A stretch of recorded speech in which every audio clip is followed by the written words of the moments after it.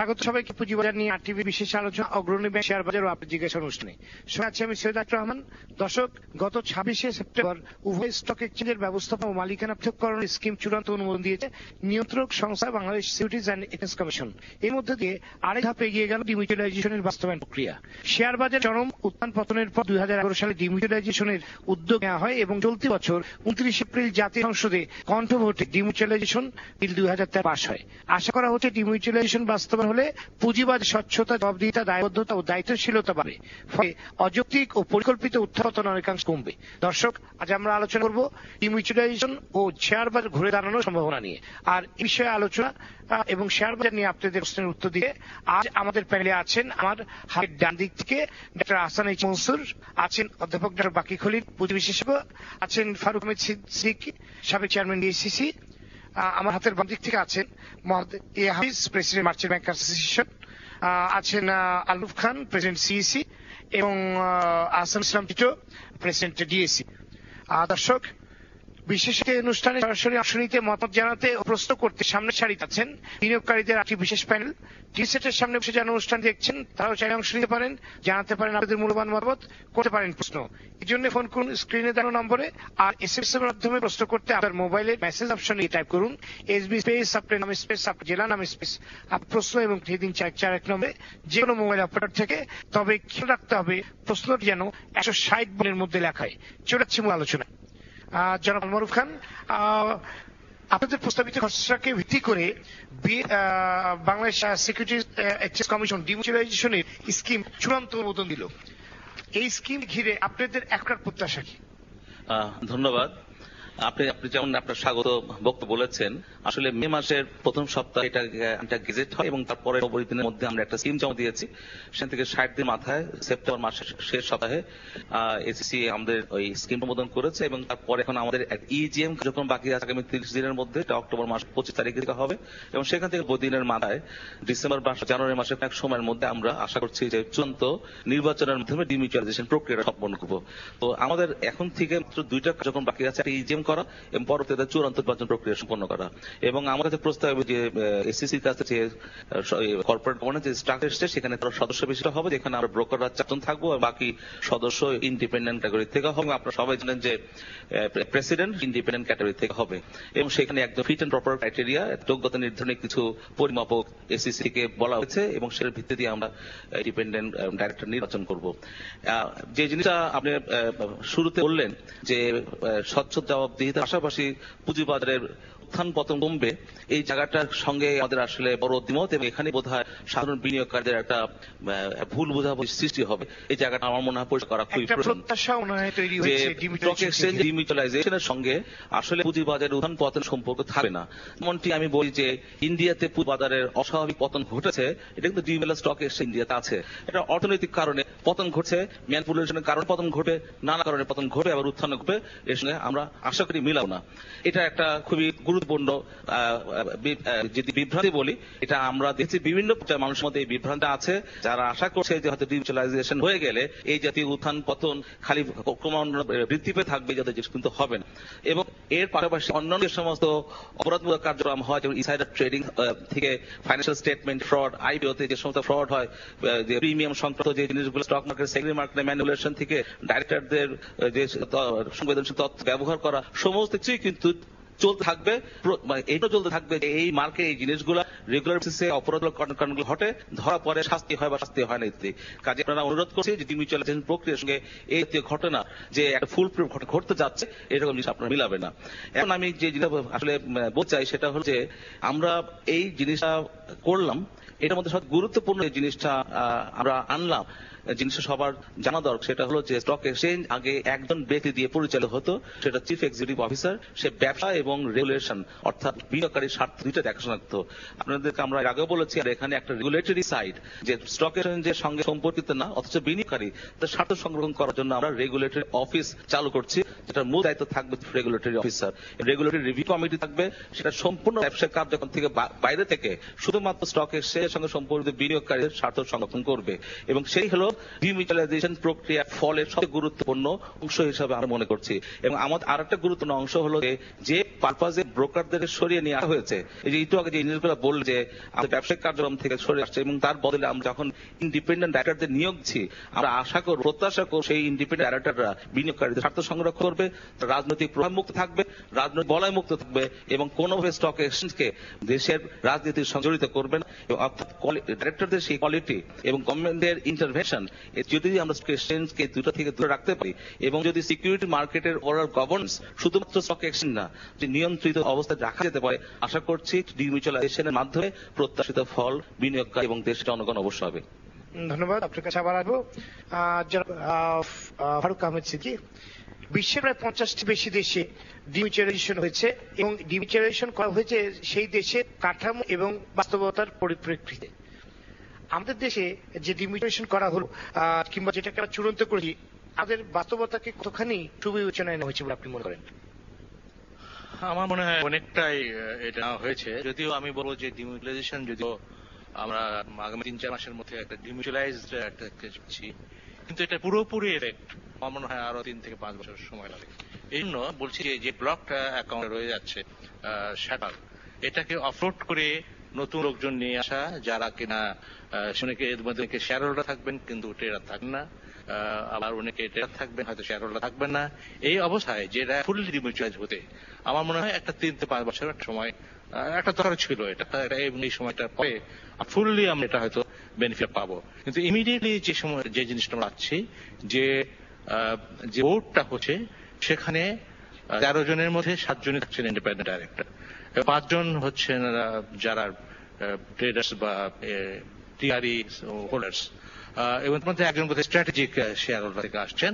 এবং আরেকটা জিনিস যে সিইওর পজিশনটা চিফ এক্সিকিউটিভ অফিসারকে স্ট্রেনথেন করা হচ্ছে। এখন এটাতে আমরা আশা করছি যে ইন্ডিপেন্ডেন্ট বোর্ড একটা কাজ করবে এবং ট্রেডারদের যে ইন্টারেস্টের কথা বলা হতো যে বোর্ডটা যারা মেম্বার তাদের ইন্টারেস্টের দিকে লোক রেখে কাজ করে, এই যে একটা পাবলিক পারসেপশন, এটা হয়তো দূরীকরণে সাহায্য করবে। কিন্তু এখানে থিওরিটিক্যালি ইটস ফাইন, কিন্তু প্র্যাকটিক্যালি কথা জানাচ্ছে এই যে বর্তমানে যে বোর্ডটা আছে এখানেও কিন্তু অর্ধেক বাইরে থেকে এসছে। সুতরাং এটা নতুন কিছু না, এখনো অর্ধেক ডাইরেক্ট বাইরে থেকে। তারপরেও কিন্তু জেনারেল পাবলিক পারসেপশন যে বোর্ডটা মেম্বারদের সংরক্ষণই বেশি করে, এর একটা পারসেপশন চলে যেতে কিন্তু তখনই হবে যখন এমন ভাবে ইন্ডিপেন্ডেন্ট ডাইরেক্টর সিলেকশন হবে যাদের প্রতি বিনিয়োগকারীর পূর্ণ আস্থা আছে, যারা সম্পূর্ণ নিরপেক্ষ, রাজনীতির সঙ্গে যাদের সম্পর্ক নেই, যারা পুঁজিবাজারটা বোঝেন এবং এর প্রশাসন কিভাবে জানা উচিত সে সম্বন্ধে সম্যক জ্ঞান রাখেন। এবং এই জন্যই এই selection of the independent director, যেটা নির্ভর করছে again the current members turn share holders, তাদের উপরে এটা মূলত নির্ভর করছে কাদের সিলেক্ট করবেন। এই সিলেকশন প্রসিডিউরটা যদি যথাযথ না হয়, যে এমন লোক যে সিলেকশন করা হয় তারা প্রত্যক্ষ বা পরোক্ষভাবে মেম্বারদের সঙ্গে জড়িত, তাদের ইন্টারেস্টে জড়িত, তাহলে কিন্তু আমরা যত কথা বলি না কেন এটা একটা ইন্ডিপেন্ডেন্ট বোর্ড হিসেবে কাজ করতে পারবে না। সুতরাং শেষ কথা আমার এই যে যারা মেম্বার্স টার্ন শেয়ার হোল্ডার্স নাও এবং likely to remain only share holders for the near future, তাদের যদি সদিচ্ছা না থাকে তাহলে তো এটা খুব বেশি ফল আনবে বলে মনে হয় না। কিন্তু আমি মনে করি বিশেষ করে তাদের সদিচ্ছা আছে, যেভাবে তারা এই প্রক্রিয়াটি এগিয়ে নিয়ে আসছেন, আমার মনে হয় তাদের সেই সদিচ্ছা আছে। সুতরাং acid test will be selection of independent directors. এবং আমি তারপরে আমি সেটা যেটা অপেক্ষা করছি কি ধরনের ব্যক্তিদেরকে এখানে সিলেকশন করা হয়, তার কতটুকু ইন্ডিপেন্ডেন্ট কাজ করতে পারেন, কতটুকু অ্যাসার করতে পারেন বিনিয়োগকারীদের পক্ষে, এটার উপরই নির্ভর করবে সাকসেস অর ফেলিয়ার। ধন্যবাদ। জনাব চৌ, বিএসসি শুনানিতে আপনারা বেশ কয়েকটি সুনির্দিষ্ট প্রস্তাবনা রেখেছিলেন এবং বেশ কিছু আপনার প্রস্তাবনা বাদ দেওয়া হয়েছে অথবা গ্রহণ করা হয়নি। এ ব্যাপারে আপনার অর্থ পরিবর্তন করছে, এই ব্যাপারে আপনার মতামতটা কিংবা বক্তব্য? ধন্যবাদ আপনাকে। আসলে 26 তারিখে পাশ করা হলেও স্কিমের পূর্ণাঙ্গ যে রূপ সেটা আমরা এখনো দেখতে পারি। আশা করতেছি আমরা আগামীকালে এর পূর্ণাঙ্গ নিশ পাবো এবং আগামীতে বোর্ড মিটিং করে আমরা আপনার যে উত্তরটা সেটা দিতে পারবো। এই মুহূর্তে আমাদের জানা নেই যে আমাদের যে জিনিসটা আমরা উপস্থাপনা করছি বা যা চেয়েছি সেটা কতটুকু পেলাম বা কতটুকু সম্পূর্ণ পেলাম না।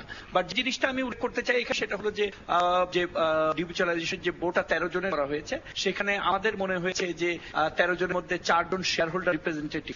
13 জন, আপনাকে ইন্টারাপ্ট করি, যে এখানে কি 15 জনের করা হবে এরকম কিছু? জি না, এটা আমাদের প্রস্তাবনা ছিল, বাট যেহেতু তারা অলরেডি একটা বিজ্ঞপ্তির মাধ্যমে ঘোষণা দিয়েছেন যে 13 জনই ওনারা রেখেছেন এবং 4 জন শেয়ার হোল্ডার ডিরেক্টর আর একজন স্ট্র্যাটেজিক, যে স্ট্র্যাটেজিটা খালি থাকে। সো বেসিক্যালি 4 জন শেয়ার হোল্ডার রিপ্রেজেন্টেটিভ।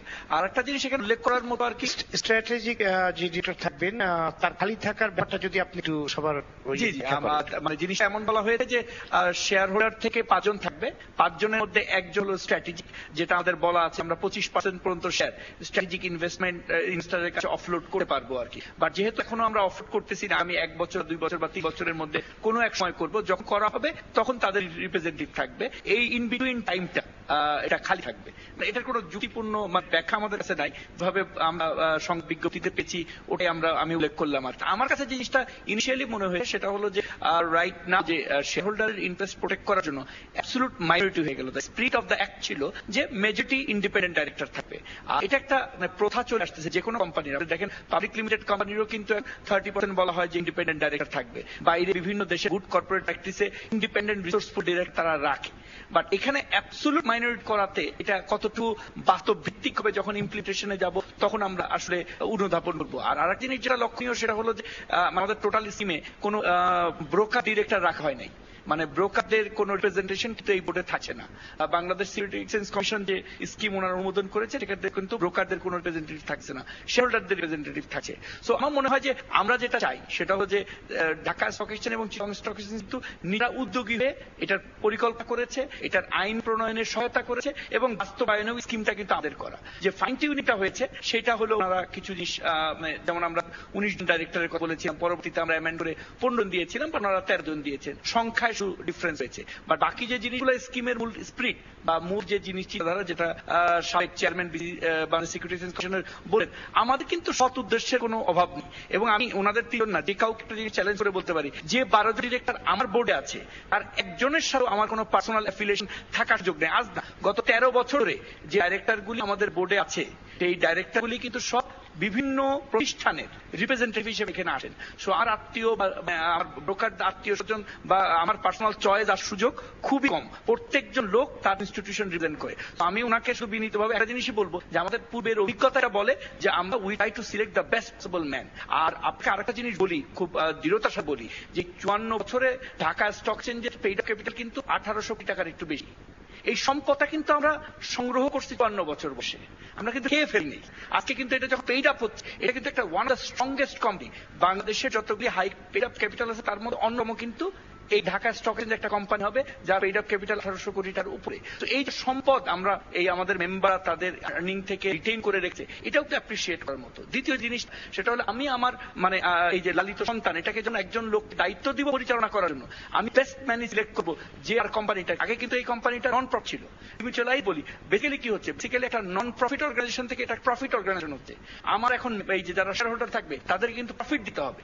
তো এই জায়গাটাই তো আমি চাবো ওই রকম যোগ্য ব্যক্তিকে বোর্ড অফ ডিরেক্টর চান যে আমার জন্য তার মেধা বুদ্ধি দিয়ে বেশি বেশি ইনকাম করে আমাকে বেশি ডিভিডেন্ড দেয়। সো আমার এখানে কিন্তু সদিচ্ছার বা কোনো ইয়ে নাই। আমি একটু বিনীতভাবে মানে যেটা আমার মানে কলিগ মারুফ ভাই বলেছেন যে আমাদের স্বার্থ কিন্তু এখন এটা পাবলিক লিমিটেড কোম্পানি, এখান থেকে প্রফিট করা হবে হলে এই কোম্পানির মূল স্বার্থ।